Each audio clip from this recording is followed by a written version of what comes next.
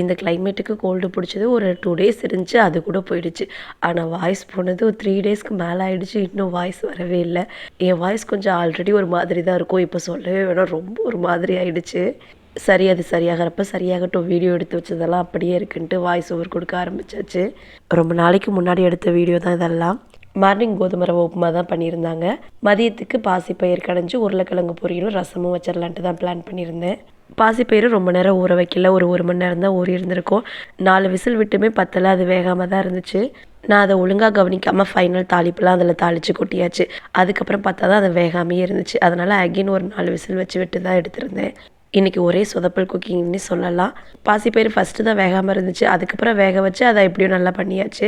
ஆனால் உருளைக்கிழங்கு பொரியலுக்கு மிளகாத்தூள் போடும்போது டேஸ்ட் பண்ணி பார்த்தேன், காரம் பத்தாமல் இருந்துச்சுன்ட்டு அதிகமாக போட்டுட்டேன். ஆனால் சாப்பிட முடியாத அளவுக்கு பயங்கர காரமாக தான் இருந்துச்சு. அதை அப்படியே வச்சுருந்து நைட்டுக்கு குருமாவாக வச்சாச்சு.